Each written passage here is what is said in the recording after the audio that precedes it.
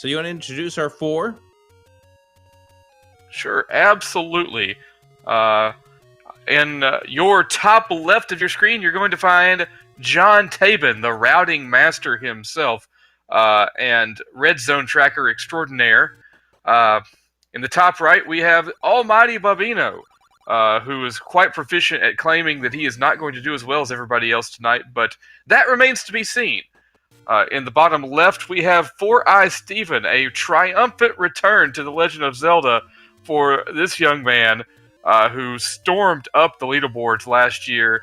In the bottom right, we have everyone's favorite curious Zelda player, the one and only Rue Slugs, newest world record holder in the swordless category, and finder of unusual glitches. Yeah, so we're seeing Rue may be having some troubles. First, and we've got a little bit of a disconnect from Rue Slugs. We'll hope to get him back in just a moment. So we're going to try to get ourselves some bombs. This is obviously, you go to 3, you have 2 options where you can go for bombs. You can either do what you're seeing John Tabin do, which is the top route, or the bottom route, which is what Four Eyes Steven. Yes, the bottom route, when executed perfectly, is faster. The top route, when executed perfectly, is safer and does allow for a little bit more money pickup. In a race, sometimes you got to go just with whatever you're most comfortable with, not what's the most efficient. Because one false move, and we're not looking at resets. We are looking at, a dead run that you have to continue. So this is no Up+A, which obviously means that you're supposed to be doing this death list. There are certain protocols in regards to what needs to happen in the event that we have a death coming on board here. We got to get the ramp like we normally do in 80%, but the changes in this route will start to come once we get done with level 4. Yeah. Starts out most of, the top level runners of this category, it's going to look a lot like what you see out of a regular 80% no Up+A run, starting with level 3 and level 4. But from then on, things start to change a little bit. For if you haven't seen 100% before, you will get introduced to the treat that is playing level 7 with the magical sword tonight. Now, it's an interesting decision here from... we have our first death from Almighty Bobino. It did occur within the confines of a dungeon, which means he just has to go back to the room he died in at some point in time, but with level 3, you're going to encounter that room anyway. We have our first Triforce pickup from Four Eyes Steven. And we're going to be swapping out Rue, unfortunately, due to the issue that we had. And, oh, wow. Drone already in level 4. Yeah, let's say Four Eyes Steven taking an early lead here, but RC Drone proving otherwise, as now the fastest person to ever beat The Legend of Zelda, RC Drone, as of last week, or earlier this week. So John Tabin having some issues here with Manhandla. He's got 1 bomb remaining, does not want to lose that bomb at this point. I knew that was going to happen. Got hugged by the Manhandla. He's going to have to return to that room at some point in time. So Drone now will wind up making his way over towards the ladder, which is, like I said, this is where we're going to start getting ready to see the route divergence. We obviously need to go pick up some stuff in proper order. So the best way to do it is to head to level 2 after we're done with level 4. Yeah, most people will head to level 2 at this point after that. It's always so interesting. One of the interesting things in 100% is to route, as far as routing is concerned, is the key factor. As we are, not necessarily accustomed to running the game, those of us who tend to play any percent don't factor in that after a certain point in level 8, you're not going to need keys anymore. So you just have to get enough keys to get you to the magical key. So there's a lot of spots where you can pick or choose and trade off keys in this run versus the 80% run. Four Eyes Steven second to the ladder. And we're right now seeing John Tabin having a little bit of an issue with the Zulls. I think he's trying to get his count up at this point, which is why he's killing things at this point. He wants to get to that 10 count for a bomb chance.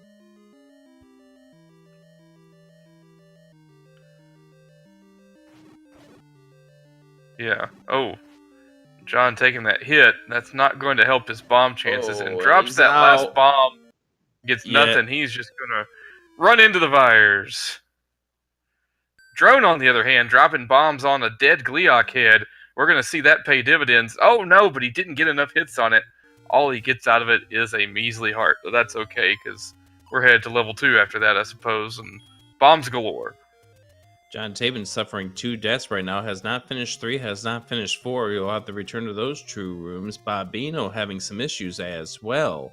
And now, Four-Eyed Steven with a heart and a half against this four-headed Gleeok. Yeah, and John Tabin, I mentioned earlier, really big on routing, likes to come up with alternate routes and paths and backups. Oh, got a nice job by Four-Eyed Steven. Dances with the Gleeok head. Gets it done. It is so good to see him playing this game again because he's so good at it. It's just a treat to watch. But yeah, John Tabin loves to come up with, alternate plans and different routes, and it could pay dividends here as he has now had to walk out of 2 dungeons empty-handed. Drone doing the world wrap, and again, this is where the big change between the 80% route and the 100% route takes place, as you do 2 before you head and go and do 1. Obviously, you do 5 as well. So we're going to see Drone pick up the heart container here, then he's going to screen scroll over to level 2.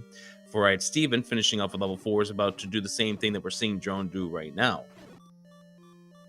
And almighty Bobino taking another death.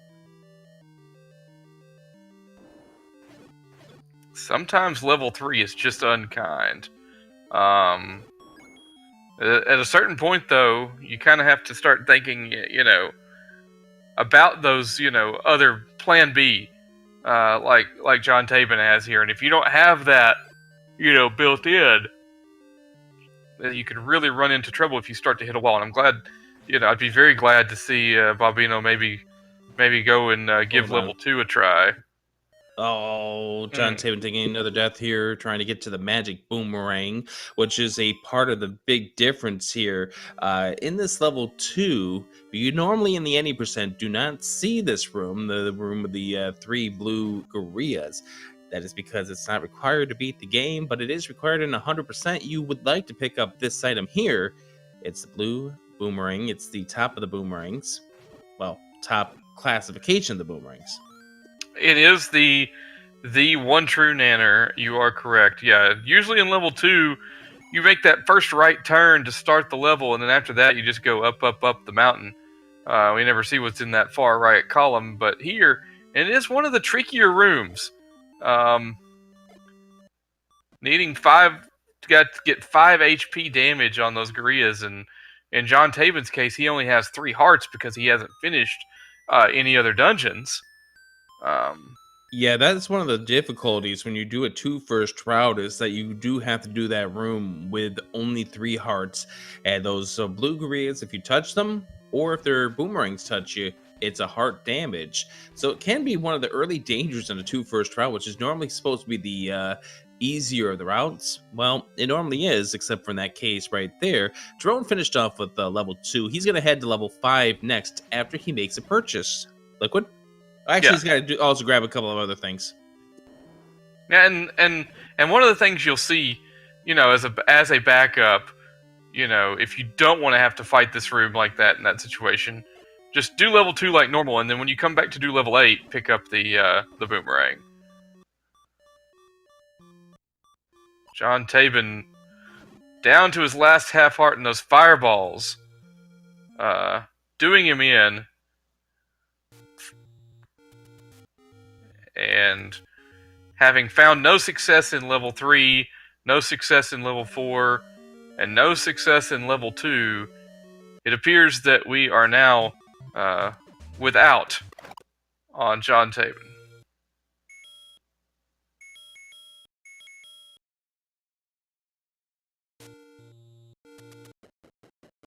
And then there were 3.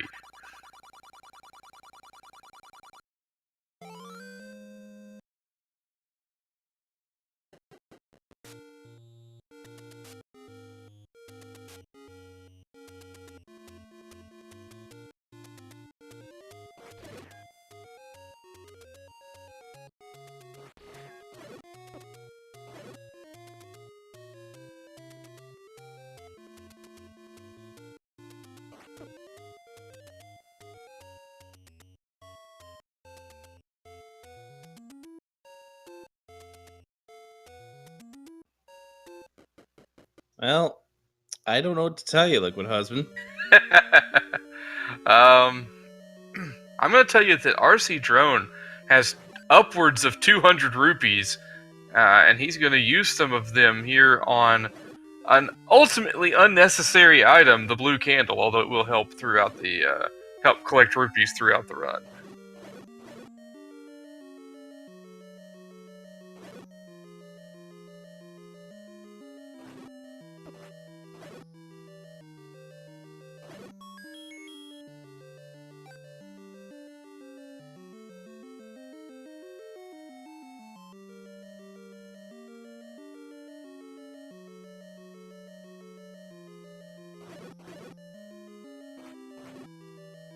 Let's concentrate on the 2 bottom racers at this point.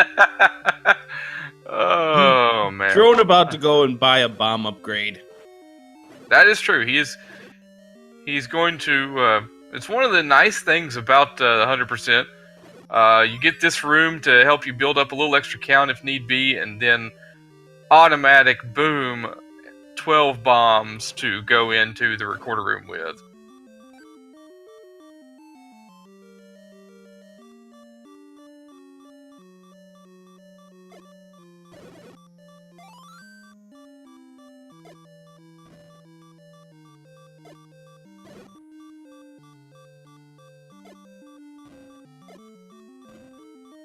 Okay, so why do we gotta buy bomb upgrades?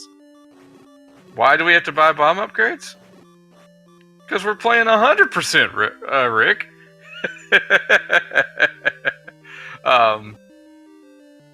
That is part of the classification that was passed down many, many years ago by the ancient first men of Zelda, or whatever you want to say. That suggests that bomb upgrades are part of a percentage, even though magical shields are not.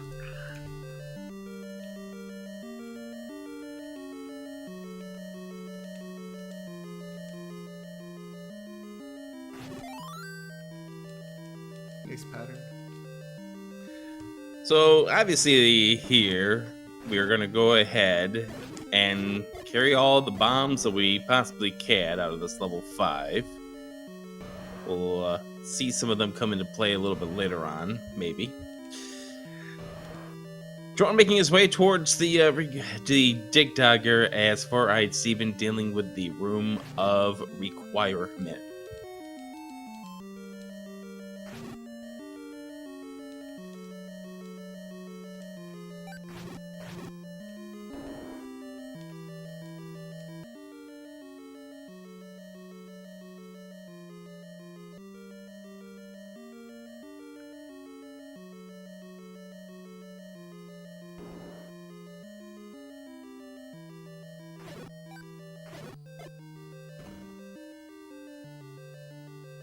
I like how Forward Stevens ending up purchasing the bomb upgrade after dealing with the Blue Lagoon.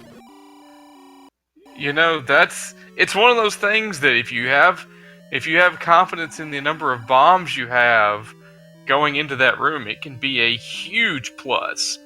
And for him, it is. He's heading to the back half of level 5 with 12 bombs. Having a dozen of those in your back pocket, and you're feeling pretty comfortable about what's to come. Forward Steven also playing around with a boomerang. Hey, I told you I like this guy. I mean, when you've got to try to damage boost and use iframes to get through those Gibdos, why not just stop them right in their tracks. So the reason why these runners end up doing the route that they do when they're doing the 2-5 before 1 is because they want to get the rupees for the candle, which allows them to pick up this heart container right here. And therefore, he'll make his way into level 1 and proceed as normal to go get the bow.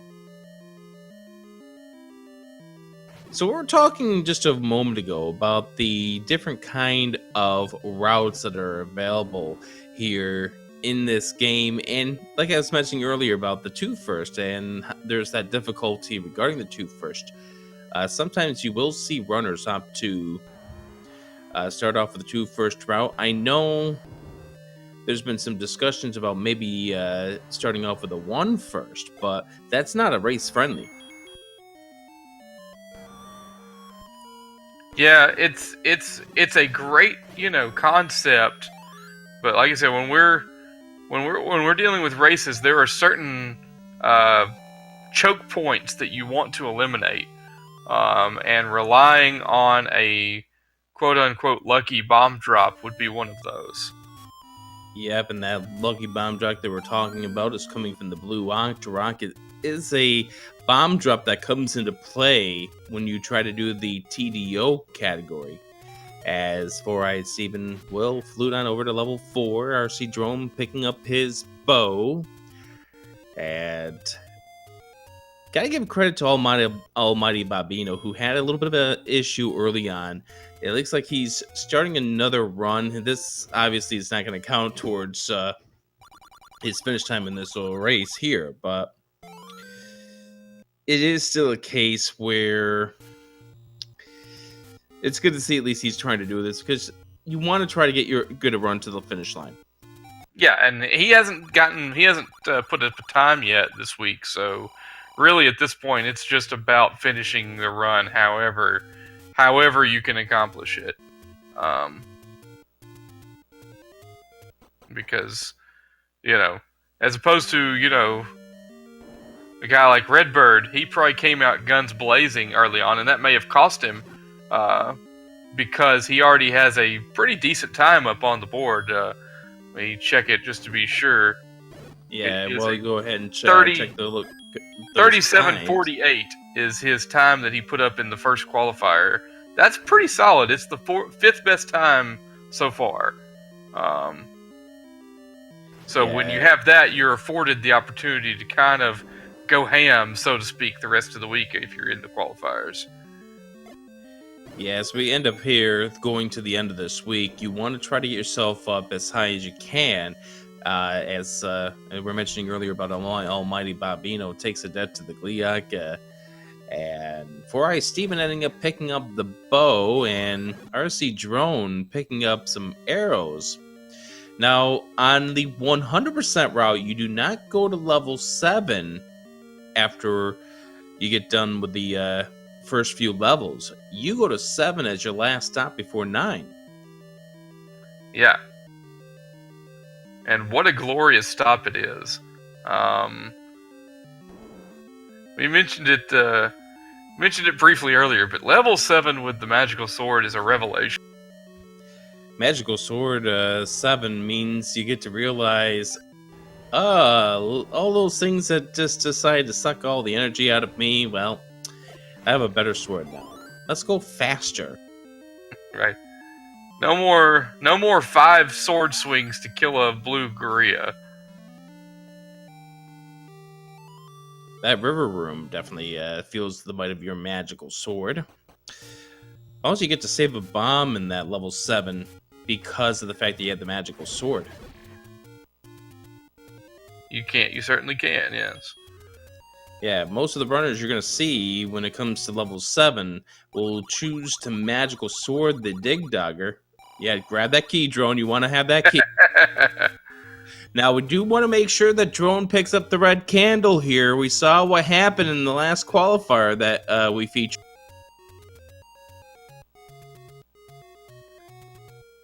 I'm convinced that I would forget the letter without fail.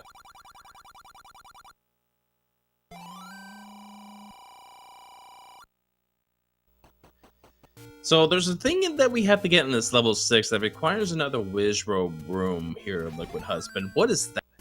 That is the item that I have seen way too much of in the past few months. The magic rod, or the wand as it is sometimes called. I'm very excited to get to see this game played with swords again, at least for this week. But yeah, there it is, the wand. Your 2 HP damage ranged weapon. Almighty and all-powerful and all-knowing in the swordless categories. I will point out that at some point in time, and this is a case for Drone, yep, he is. He knew where he was on his counts at this point. I was going to say he needs to get himself a rupee somewhere. He has Yeah. 0. He picked up the 5 right there, and I had to assume that was consecutive.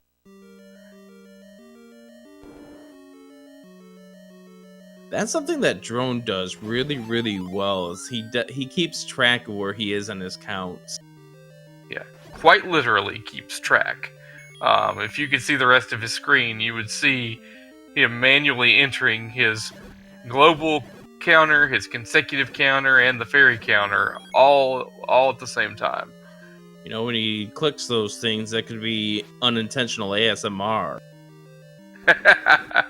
and not only does he change the numbers, but he has a chart that changes along with it that shows what's next. Yeah, nice swordplay here by Four-Eyed Steve, and didn't get everything killed, but very nice swordplay in Magical Breakfast 1. Yeah, he escaped with most of his life. That was a good Magical Breakfast. Yep, and now that's good to get out of that room without taking any damage. Those frames while you're waiting for the key to open the door can get so... It's eternity. It's an eternity when you have a blue thing flying towards you.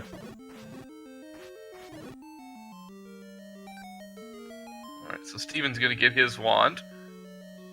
So as we mentioned before, we still have to do level 8 and 7, and that's the order that Drone is going to do it first, but we're going to get something on the coast first here for Drone.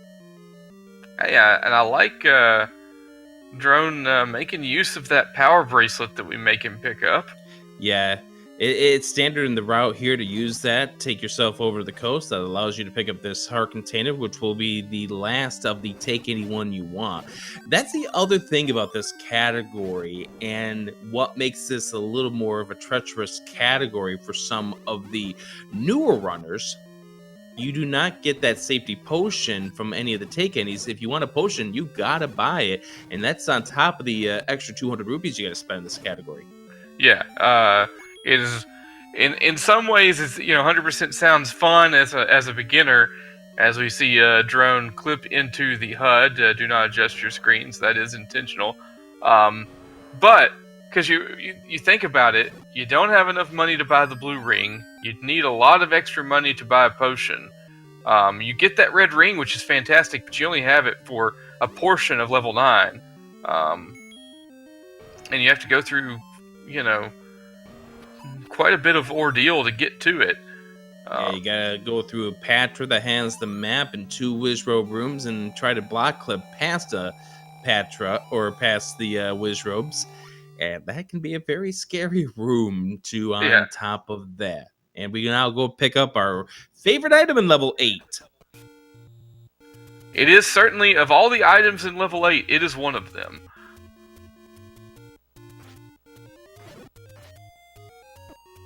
It definitely is 8. It is definitely an item in 8. It's the book. And you're never going to see the book do what it's supposed to do because they're going to keep that wand inside of their pocket. There really is no reason to pull out that wand. No. If you were going to use the wand, the brief moment between picking it up in the last dungeon and now would be the only time we would have seen it. But you got the magical sword, so there's really minimal purpose for it whatsoever. Drone picking up key, he is going to need all the keys that he can get to make his way to a very key item just up ahead. Well, let's make sure he keeps his health because that's pretty key too. That's about as important as anything. Yeah, because if you take a death in here, you have to do the Blue Lagoon Room 1 again. Ugh. All right, let's see how he does against this Goma. Goma goes left, and that's a beautiful one cycle. It's almost like Drone's really good at this game and we're not. I mean, is that he makes that blue Goma look completely inconsequential there. Absolutely. I mean, most of the you'd probably see some runners do door strats there to prevent them from getting butchered by the fireballs, but no problem for Drone. Not at How does all. one cycle? Beautiful one cycle. Yeah, I would be tickled to death with a 2 cycle on that pattern. So, more power to him. Ooh, 4-eyed Steven just getting bodied here just a little bit, wanting to preserve some of his health.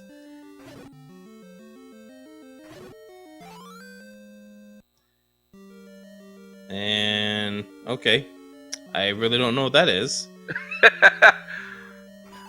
We control the horizontal and the vertical. I don't think this is the way this game's supposed to work out. I have a feeling Jones having a capture issue.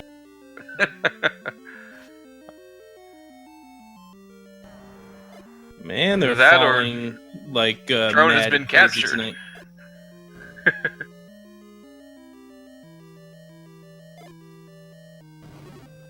It's the letter F, by the way, Liquid.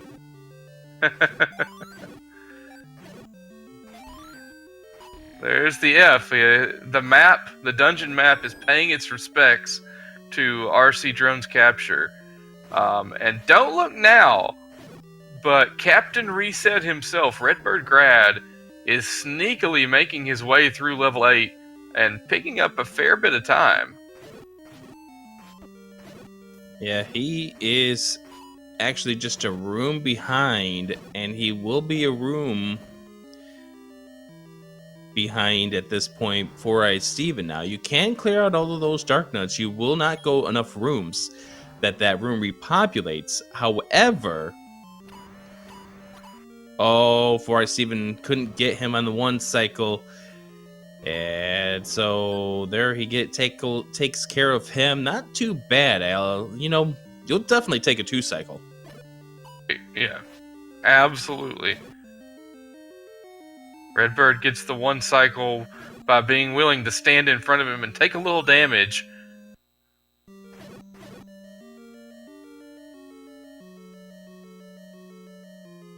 I'm hoping Redbird already bought his bait.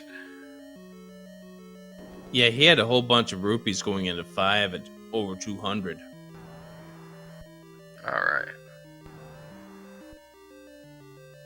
Because 4 would not be enough.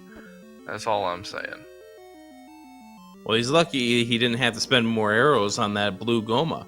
No kidding.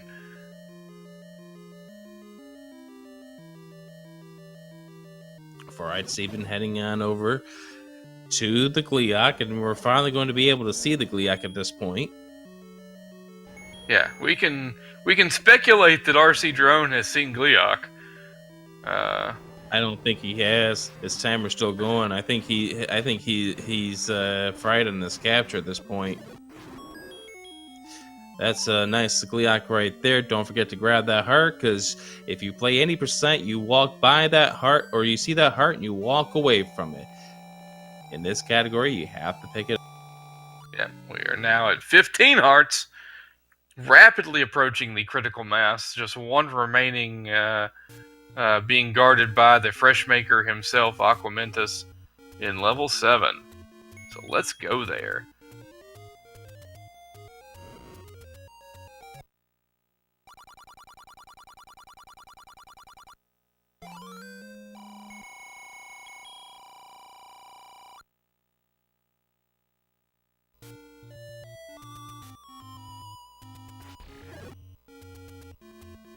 So RC Drone still going. For the record, his current time for the week is 36 minutes and 54 seconds, which is good for second best so far. We see both Four-Eyed Steven and our Redbird Grad picking up the 100 rupees that they do need to go into 7 and take a look at who has taken over the lead. As far as what we can see on our screen is concerned, Redbird Grad, the first one into level 7. Yep, he didn't have to buy that bait. That was something he had already done. And now, paying dividends. Which I'm sure if he were in his office, we could ask him about as much about paying dividends as we are watching him play this game, and I bet he'd like to have more bombs. Yep, that is the second of the bomb upgrades. Give him 16 total for the game. And we'll be spending a few more of those here in this level 7. You have to spend a bunch of them in level 9 coming up, because the way to get to that red ring includes you having to spend a few to get there. So Redbird Grad finishing off, and that is where this magical sword just really comes into play. You can slice and dice and get rid of these Gurias ASAP.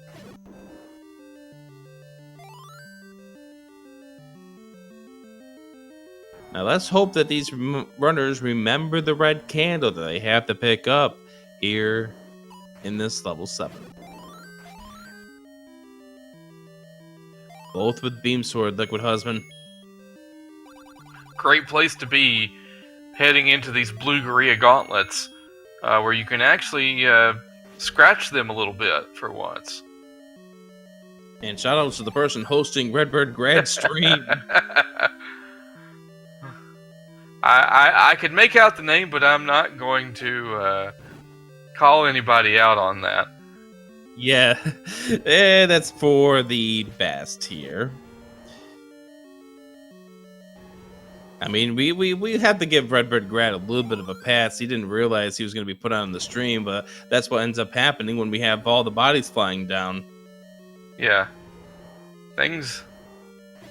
I mean, this is probably the most bizarre of the qualifiers that we've had put on the restream here, between capture issues and capture freezes and whatnot. And this is where you're going to see right there the way that Redbird Grad finished off that Dig Dogger. That's why they're going to spend one fewer bomb in here. That magical sword could easily dispatch that Dig Dogger. Yep. If all else fails, hit him with one magical sword shot and then walk out of the room. If you absolutely have to. Oh. Everyone's nightmare, getting stuck on the wall with the bubbles. We would like to actually see the gameplay here for Redbird Grad as he gets ready to face off against Sakumenis, not who's hosting his stream. Yeah, and if you're gonna cover up your entire screen, at least do it with a good movie from the 80s.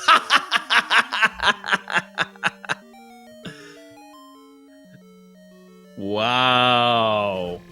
Low blow. Oh, me. Let's head to level 9, shall we? Yeah, I'm getting flashbacks to the Chase for Sub 30 commentary at this point.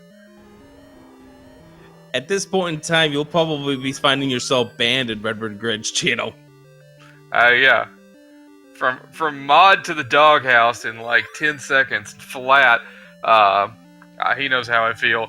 We're headed, like I said, we're headed to level 9, and I'm hoping to see when they menu to change to bombs, or just get a quick little glimpse at that inventory screen. Looks like that there's just missing a small spot where a ring might go. Well, they got the ring that's missing. You got the bait that is missing as well. The bait, you just had to pick it up to get through 7, and because it's something that is disposable, it's not required in the 100% category. Neither is the magical shield, because you can lose it to a like. Yeah, the magical shield is not required in 100%, but the reason why, my explanation of it's a little different from yours. The reason why is that the people who came up with this category had no sense among them, and thusly did not include the magical shield as part of the 100% category, but it would make it darn near unrunnable, because that's an extra 90 rupees at least that you're going to have to pick up. And just think of what would happen if you got eaten by a like in this spiral room or on the 2 rooms heading up towards. You just got to get it. It's like the bait. You just got to get it. I realize that the reason that you have to get the bait is entirely different, but in my new made up rule here, you just gotta pick it up. Well, you see, what the issue is, Liquid, is that the person who came up with the rules for this category, they liked stopping at the IHOP.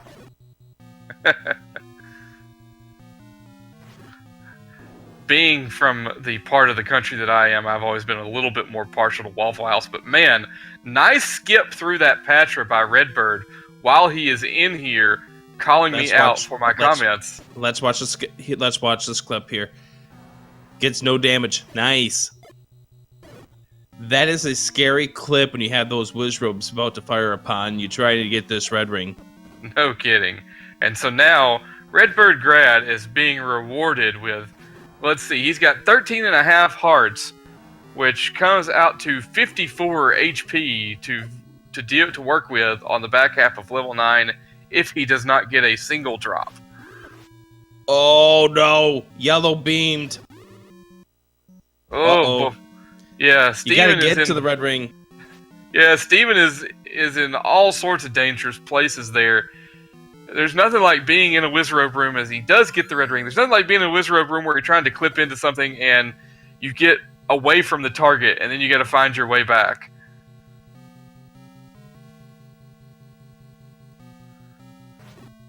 The game just deciding it wants Redbird to be happy, gives him 2 hearts and a bomb drop.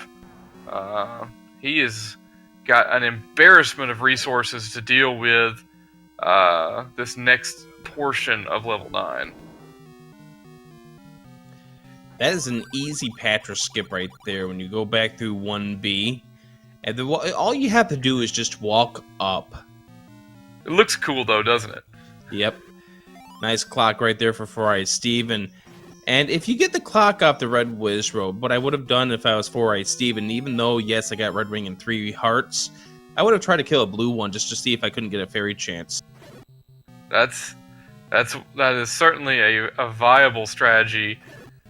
We are seeing one of the worst parts about level 9 on 100% here. That reverse C room where the silver arrows are.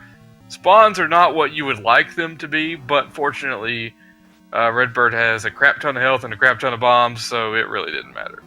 He's got 15 full hearts right at this point. That equates to 60. Yeah. There aren't a lot of people who actually actively seek out playing this game that couldn't finish level 9, the back half of level 9 with 60 hearts. So, oh, nice clock for Steven. Another critical clock in a high-pressure situation as he is able to casually stroll to his silver arrows. Redbird Grad making his way over towards Ganon at this point. Picks up the bombs because why not at this point? Maybe Grayscale coming up in our futures. I don't know, but he's definitely going to use this in this room right here. As, yeah, let's go ahead and get Beam Sword heading into the final stretch of this 9. We're going to see Fast Patra 3 with the amount of hearts he's got. You would think so. At least an attempt at Fast Patra coming up. Since he is technically one of our featured runners at the moment, I guess we should make note that RC Drone has claimed to have finished with a time of 38 minutes and 49 seconds. Not going to really dispute that, considering it's not his fastest time of the week. And he was pretty far ahead of these guys when his screen froze in 8. So, yeah, good job there for RC Drone. And there's the Fast Patra from Redbird Grad. Just 4 hits to Ganon, and we'll have some bacon. Grayscale now. There's the swag you're looking for. Steven's always been a little bit more susceptible to going for swag than Redbird would be. Yeah, there's Ganon is down for Redbird Grad, and he will be the first one to actually see a princess on a screen. Finishing with 39-32. 4-Eyed Steven's gonna have to be a little careful. Oh, he's going to grab that heart. That should be fine. Yep. He's going to be coming in above 40 minutes at this point, even with a perfect Ganon after picking up that heart. But pretty sure he doesn't have a time on the board yet, so he absolutely needed to finish right here. And he will finish it off. And he will head on over towards Princess Zelda with a 40-15. Okay, he actually had finished one, but he finished in 45 minutes and change, so improvement of 5 minutes for Four Eyes Steven. So he's the first of our competitors tonight to move up the board.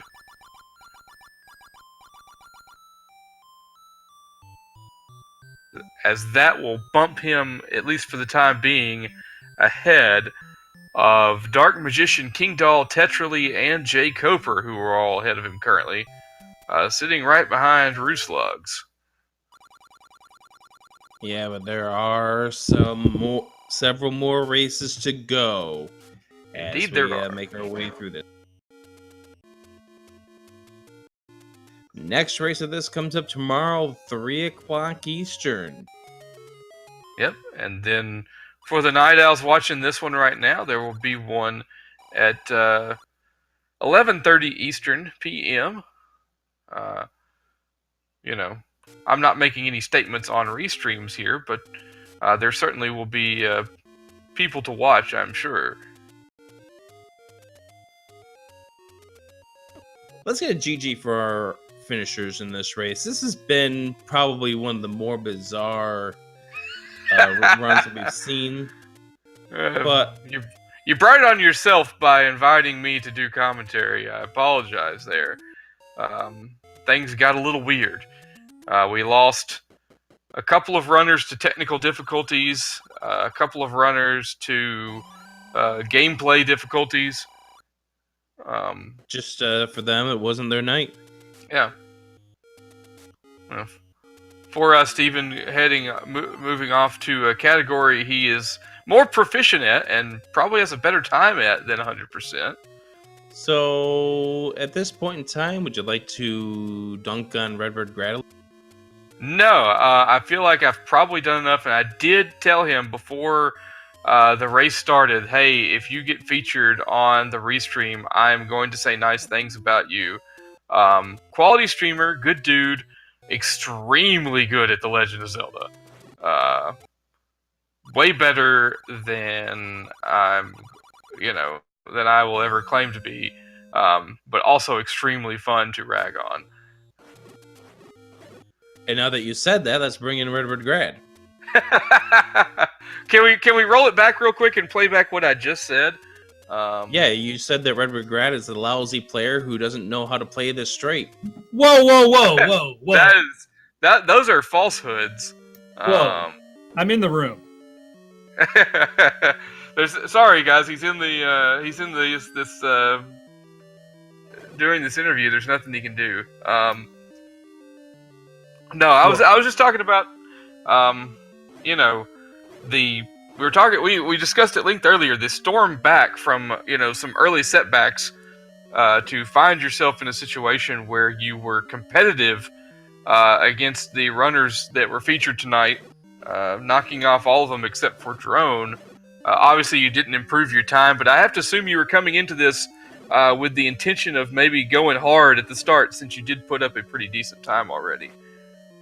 Yeah, definitely, and that's why I died in 3. When I didn't get that first bomb, it was set up so perfectly for me. If I had that bomb, it'd have been very, very fast. I was really bummed and kind of got in a really bad headspace of, okay, I wanted that bomb. I'm going to take these two out. And I was too aggressive on them. And I reset 3 times here early. And then I just said, okay, let's just practice the rest of it. I'm not restream tonight. I'm not going to be on TV. I'm just going to practice the rest of the game. And I ended up having some really, really good late splits. And my mid game was very solid. And then you find out that you're the last one who actually we could put on screen, so you ended up on the screen. I felt bad when it was dropping like flies, and I keep looking over in IRC, and they're like, well, we still have RBG if we want to put him up. And I'm like, oh, come on, guys. Well, I tried to make it prolong it for you. I was like, okay, we're going to try to put Tetrally in there, and then we found out she's got nothing but a blue screen on. Yeah, I feel bad because I mean, it looks like a lot of people had technical difficulties, and that's a bummer. I mean, you look forward to tonight and stuff like that, and whatever happened. I mean, that's just such a bummer for those. Yeah, 4-eyed Steven ended up dying in 3. He died in 4, and then went to 2 and took Bobs to the blue Gorillas, finding out why 2 first is such a hard route to go in the 100. Yeah, it's a mixed bag because usually 2 first is the safer of the ways to go. But I mean, that blue boomerang just puts a kink in your plans when you got to go over there. And I lost probably 2.5 hearts in there myself when I got over into 2. It's not easy. So the people that go 2 first, there's still danger there. Yeah. Yeah, I meant John Tabin, not 4-eyed Steven. I'm sorry. Yeah, Steven just showed up in chat and said, "I did what?" I'm watching Almighty Bobino here. Hope he's on a quest for the wand right now, and we're all rooting for him.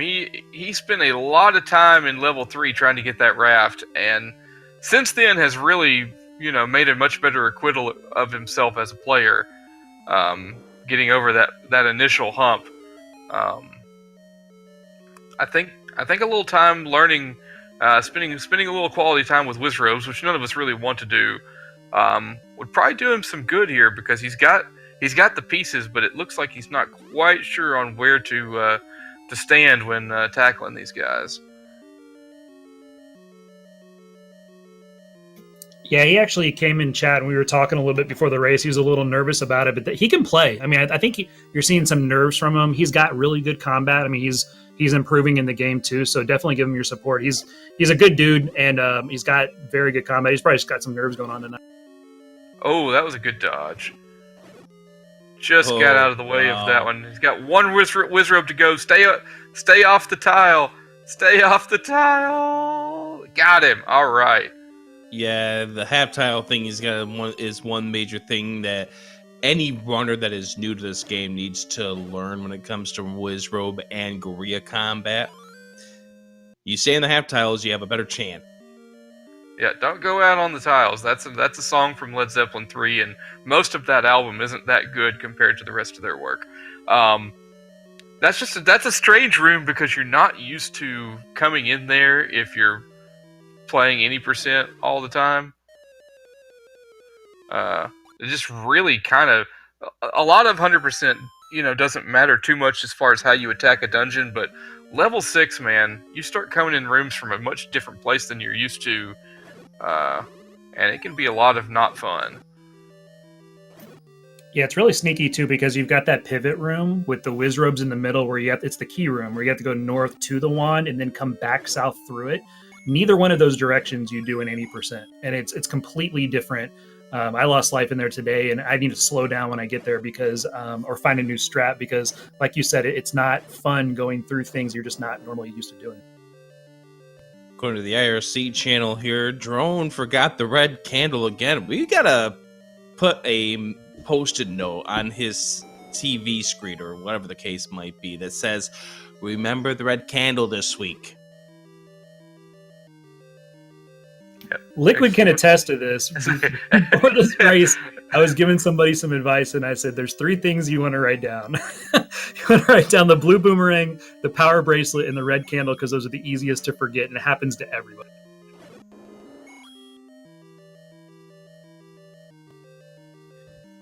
Let's see if Bombino can get through this room right here.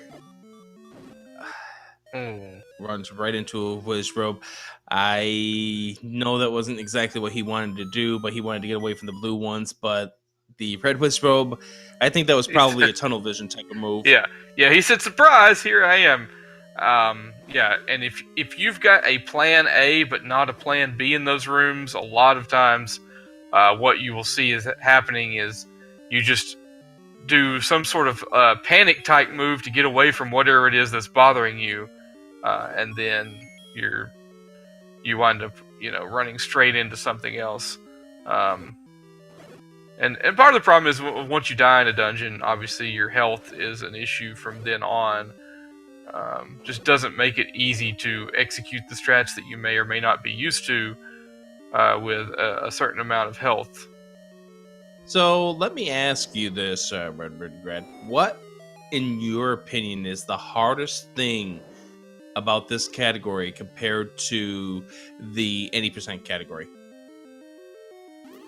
Depending on the route you take, it's probably the money management, because it's different in your head. Usually you've got kind of your placeholders on where you need money during the any percent, and your resource wise it's a little easier. I'll give you that, but it's like when I leave 2 on the route that I have to have 60 rupees, which is a weird number. It's for the blue candle, of course, but it's a weird number after 2 because you're not used to that. Usually after 2 you're almost done with the game, and now after 2 it's still like going into the mid game where you need that, and then all of a sudden you need 140 rupees, or depending on 180, depending on what you're going to do. So it's different money, and getting your mentality wrapped around kind of that, the resource management of that. Bombs are a little easier, which is nice, but that's pretty much it. And then level 8, everybody hates level 8 and 100% just because you've got to go 3 different screens that you're not used to seeing, and none of them are easy.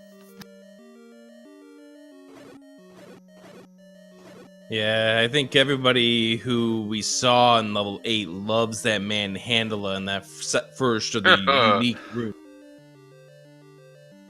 Yeah, he's like on the route that most everybody takes, probably in everybody's route, he's right in your way. Like right when you walk through, he's right in your way. So there's no easy way to dance around him. Then you're waiting for the bomb hole to open up, and he's like creeping closer to you. So that one's not fun. And then the guy on the way back from the Goma too, he's usually right in your way. So if you take a direct path down, sometimes you can walk right through, but a lot of times he's creeping on that door too. So neither one of those 2 and 8 are fun at all.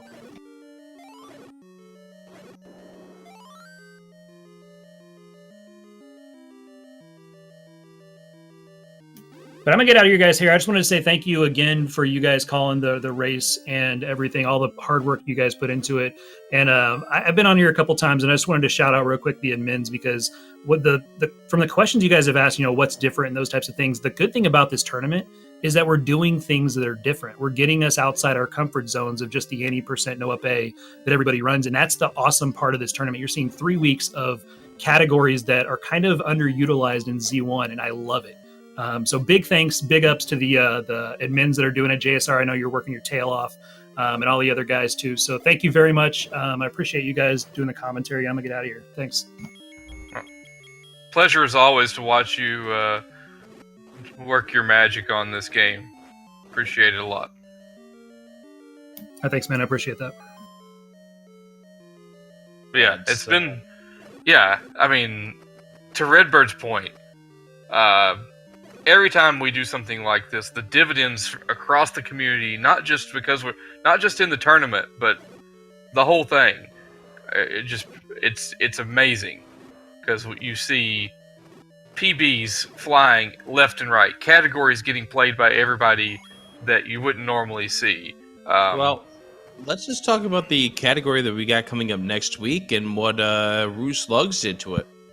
Oh gosh, that dude has, is fairly modest when it comes to stuff and his ability with this game, but the guy has completely revolutionized what is to be expected from a top level swordless run of this game.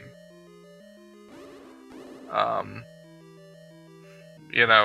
it tickles me to death. I mean, I told him this, and I told Redbird this, 2 guys who have found themselves at the top of leaderboards recently in a couple of different categories of this game. Roost Slugs for Swordless and Redbird for traditional Dungeon Order Glitchless.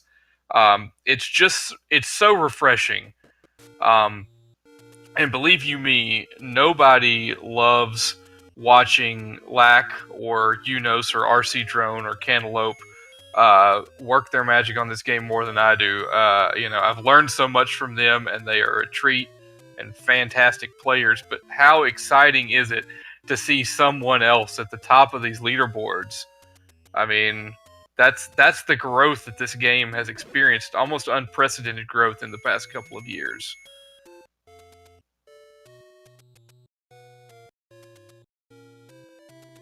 I think 4i Steven is trying to say something.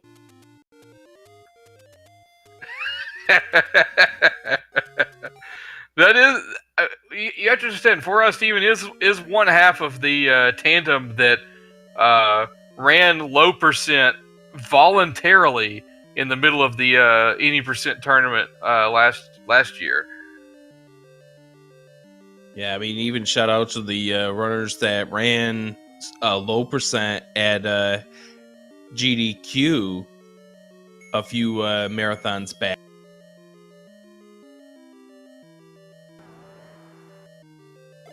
Back attack, Unos, and Breasticle. My goodness, that's a tough category. Yeah. And the thing is that we see these people doing level 8 with a magical sword. They have to do it with 3 hearts and wood sword. Yeah, it's yeah. I mean, racing low percent at a marathon takes nerves of steel, and those guys just absolutely knocked it out of the park.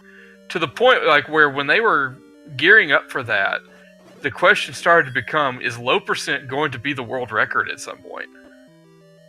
Because these guys were just bringing the time down farther and farther, and like, so then we started to wonder, like, how close to low percent is going to be theoretically faster than picking up all the stuff.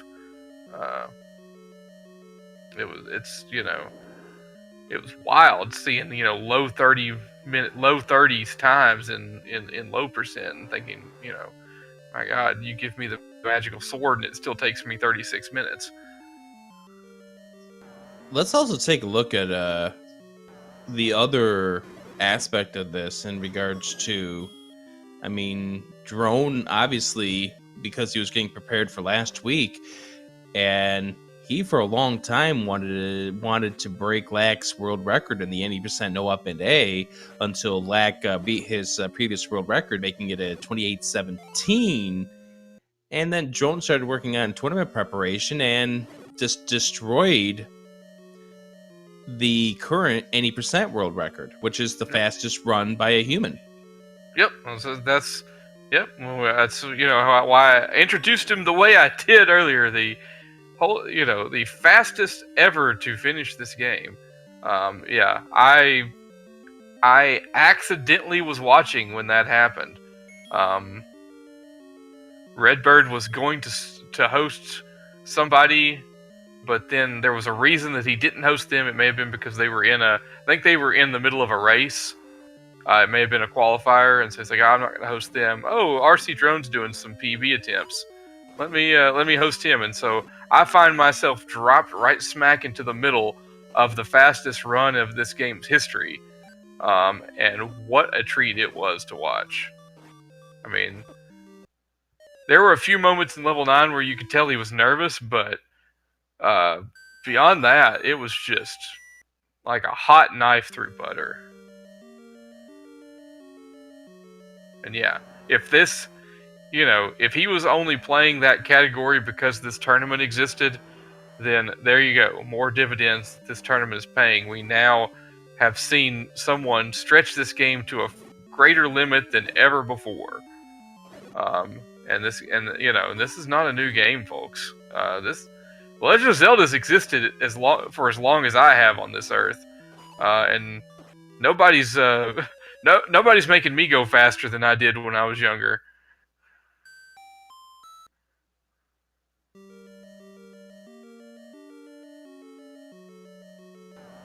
Yeah, let's get Almighty Bobino through Blue Lagoon 1. Made an error. He finished off this room, but then backtracked because he forgot the book. And the way this game works is if you go through 6 new rooms after you clear a room out, the room in question repopulates, and well, it's not fun at that point when you have to go through this room here on 3 hearts. I was one of those people who had to deal with this room here in the 80% no up and A tournament last year, and this is not a fun room when you just keep dying over and over again. At some point, it's just best if you end up going to get a heart replenishment from the fairy fountain. Yeah, either that or pick up the kill a couple of them and leave the room kind of thing.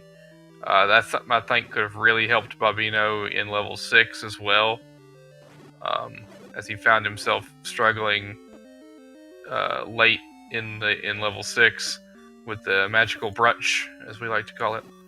Yeah, he's getting too greedy at this point. He's going to take a death now. Yep. To the fireball.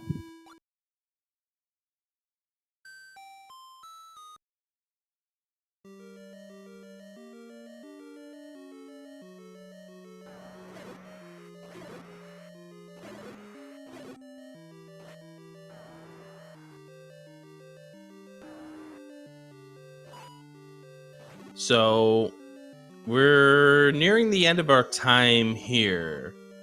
We'll watch this continue here for a few more minutes, see if Almighty Bobino can't get out of this level 8. But you want to let people know when they can, when the other qualifiers are going to be for this week? Absolutely. I've got that schedule pulled up right now, Rick. So let me swing on over to. Like you mentioned earlier, there is another one tomorrow, or I guess on the East Coast it would be today, as we've just crossed over midnight in Eastern time. But tomorrow at 3 p.m. Eastern, April 25th, there will be one which I think I've heard is going to have a restream, Rick? Yes. That's as committable as we're getting on that. That is the 5th race of the week. Yes! Get out of this room. Oh, he got through. I had the schedule pulled up. I was like, okay, something tells me Bobino cleared Blue Lagoon. And he may have paused just to praise whatever higher power he feels is preferable. But yeah. Then there's a second one tomorrow night at 11:30 Eastern Time. That is the 6th qualifier race of the week. Qualifier race number 7 will be Friday at 6 p.m. Eastern. And then we got a pair on Saturday the 27th at noon Eastern and 10 p.m. Eastern. Stay tuned for potential restream info. I got to think that Saturday night one's going to be a hot one. What makes you think it's going to be hot?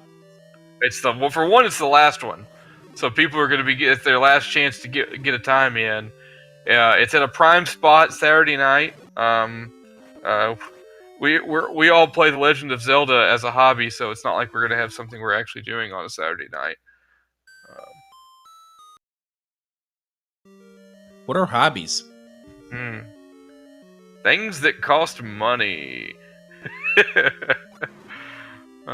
Fellow broadcaster Rick, I know you and I don't really have a strong concept of what money is. That's why I'm about to ask, what is money? Yeah, well, we can sit here with these questions all night. I'm just really glad my daughter hasn't gotten to that stage yet. I hear she's crawling. Oh, she's crawling and standing and, doing everything but walking on her own power. But not asking why yet. So I'm going to hang on to that for as long as I darn well can, because if she's anything like her father or her mother, those questions will be coming hard and fast. Well, I think it's about time for us to wrap it up here. Unfortunately, Almighty Bobino is still having some issues here with this level 8. So what we're going to do is we're going to go ahead and host him over here once we just give our goodbyes. But special thanks to JSR for putting this all together, and for the runners here. It's been a weird Wednesday night, to say the least. But I had fun, Liquid. Oh, absolutely. As did I. Always enjoy it here on SpeedGaming 2, my favorite restream network for the Zelda 1 multi-category tournament. Thanks to you always, Rick, for being a tremendous commentary partner.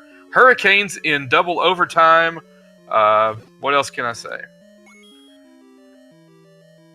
God bless playoff hockey. But that's not what we're here to talk about. We'll see you tomorrow, 3 o'clock. It will be on one of the Speed Gaming channels. I can't tell you which one at this point, but it will be on one of those channels coming up. We'll let you know. Check the schedule. !Z1. Thank you. Have a great Wednesday night.